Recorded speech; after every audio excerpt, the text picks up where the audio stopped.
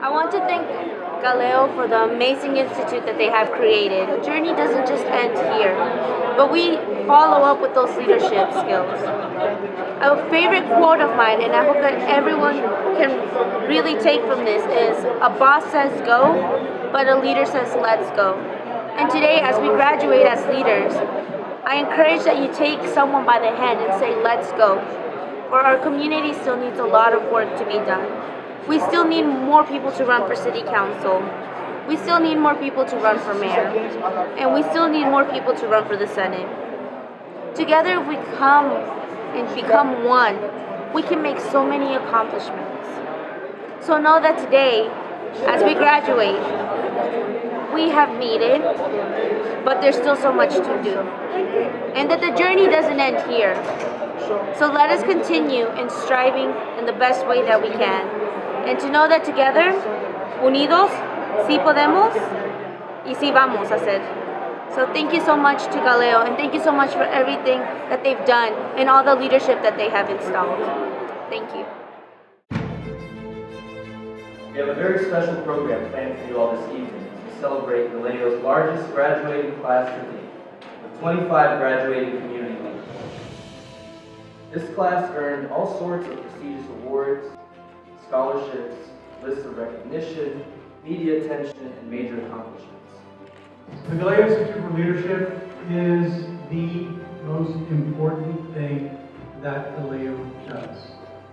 And it is the most important thing. We can do voter engagement, we can do advocacy, we can work on issues that are important in our community, but unless we have people that are ready, willing, and able to go that extra step and take action to what needs to happen to make our communities better, to make our community be respected, then it is for naught if we don't have folks ready, willing, and able to step forward.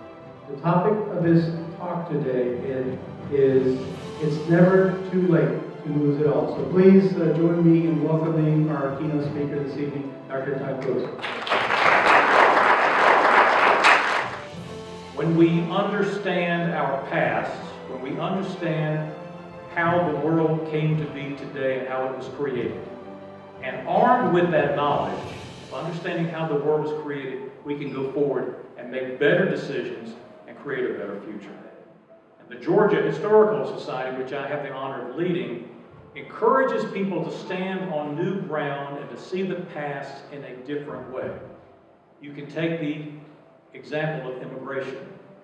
If we understand the story of immigration in the United States, if we understand that this is a nation of immigrants, that we all came at some time from some other place to this country, if we understand how every successive wave of immigration has been looked at by the people who are already here, it's the same story over and over and over again.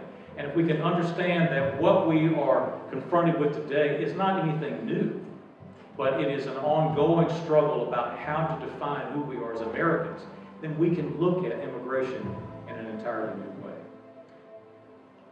As it did in 1955 and again in 1985, 2015, meeting the challenges of today will take a commitment to the common good, an emphasis on what unites us rather than divides us, and a willingness, as Abraham Lincoln put it, to disenthrall ourselves of the past.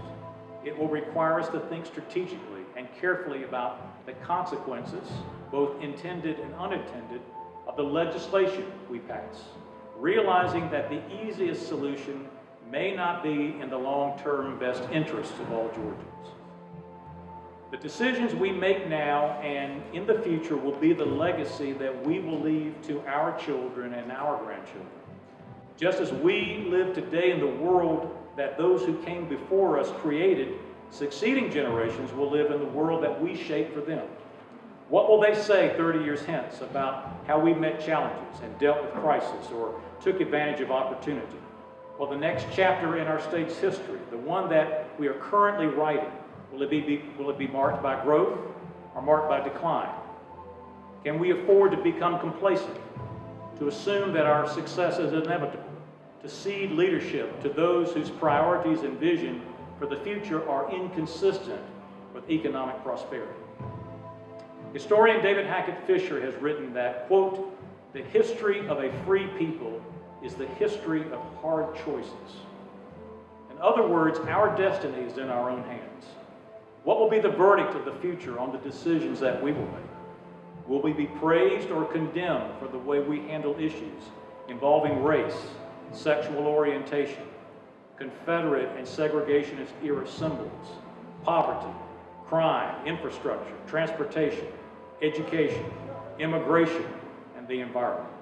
Will we be compared to George Wallace and Bull Connor, or instead to Zell Miller and Andrew Young and Arthur Blank and Billy Payne and Tom Cousins and Martin Luther King Jr.? My challenge to each of you tonight as you graduate is this: to live with a sense of your own place in history. I know some of you are quite young, and that's hard to do, but I can assure you that eventually you'll be old like I am, and you'll start thinking about your legacy. But live every day realizing that you are creating a legacy. Live with a sense of your own history. The best gift that we can give to the future is to remember that nothing is inevitable, and that the decisions that we make today will echo throughout time. Let's continue to push each other forward and bring our beloved communities up with us. Congratulations, graduates. And in the words of the great Sean Carter, may the best of your todays be the worst of your tomorrows. Thank you. Hello everyone, this is Christian Ramos, and I am happy to be a GALEO Institute of Leadership graduate. I'm excited of all the things that I learned. I think that are tools that are going to empower me to go back to my community in Gainesville and let people know that they have a voice, that they have a right, and that we should not be afraid of calling for change, especially when it's a good change. And I think that, there are great things ahead of us, and that it's a great time that we're living in. Change is happening, positive change is happening, and I'm happy to be part of this graduation for the GALEO Institute for Leadership.